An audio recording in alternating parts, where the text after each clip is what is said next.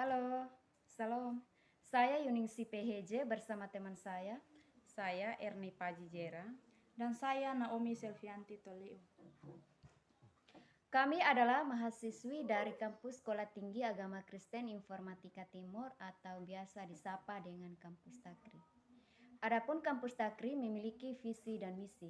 Kampus Takri juga memiliki dua prodi, yaitu yang pertama Teologi. Dan yang kedua Pendidikan Agama Kristen. Dan kami bertiga mengambil prodi Pendidikan Agama Kristen. Nah, kali ini kami ingin memaparkan materi dalam mata kuliah Psikologis Perkembangan, materi yang akan kami bawakan tentang hukum-hukum dalam perkembangan anak. Jadi yang kami ketahui ada 6 hukum, tetapi kali ini kami hanya memaparkan 3 hukum saja, yaitu hukum yang pertama, Hukum konvergensi. Dan yang kedua hukum tempo. Dan hukum yang ketiga adalah hukum rekapitulasi.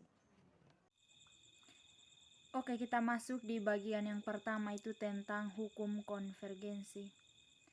Hukum konvergensi itu menekankan kepada pengaruh gabungan antara pembawaan dan lingkungan. Jadi di sini ada seorang ahli psikologis yang bernama William Stern. Dia menyatakan bahwa pertumbuhan dan perkembangan itu adalah hasil pengaruh bersama kedua unsur. Itu berkaitan dengan pembawaan dan lingkungan. Contohnya, seorang siswa yang pengaruh antara lingkungan dan pembawaan sama besarnya atau seimbang, maka hasil dari pembelajaran akan seimbang. Karena semua bawaan seorang siswa bermanfaat dalam proses pembelajaran.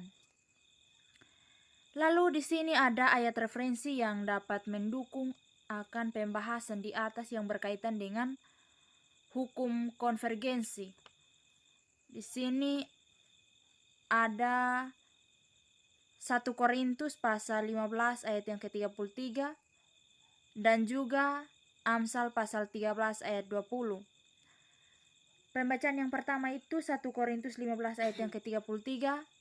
Janganlah kamu sesat, pergaulan yang buruk merusak kebiasaan yang baik. Lalu Amsal pasal 13 ayat yang ke-20. Siapa bergaul dengan orang bijak menjadi bijak, tetapi siapa berteman dengan orang bebal menjadi malang.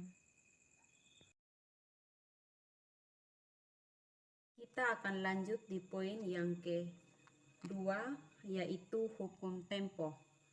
Hukum tempo perkembangan menyatakan bahwa perkembangan jiwa tiap-tiap anak itu berlainan atau berbeda.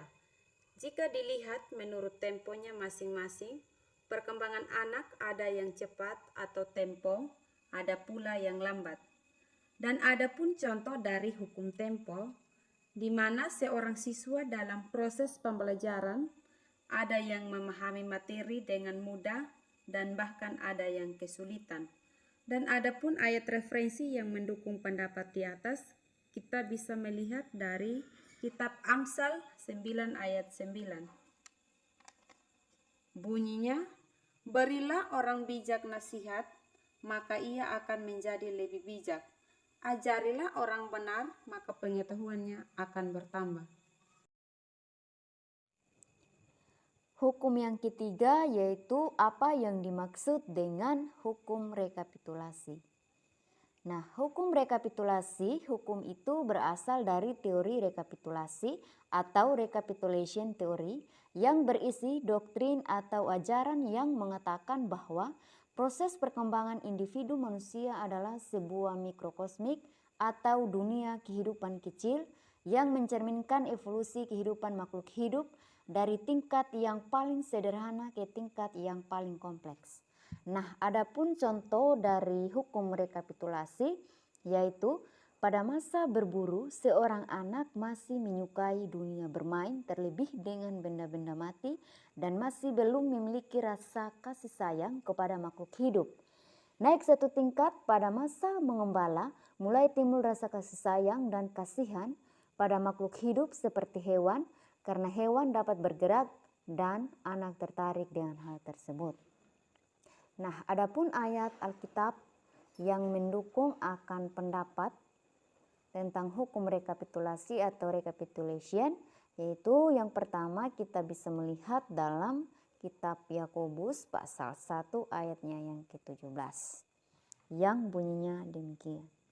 Setiap pemberian yang baik dan setiap anugerah yang sempurna datangnya dari atas, diturunkan dari Bapa segala terang, padanya tidak ada perubahan atau bayangan karena pertukaran. Demikian materi yang dapat kami paparkan, dan jika ada hal-hal yang tidak baik kami minta maaf dan kami akan memperbaiki di video selanjutnya. Ingat ya, jangan lupa tonton video kami selanjutnya. Dan juga jangan lupa yang pertama like, komen, dan subscribe. Oke, sampai jumpa. Salam.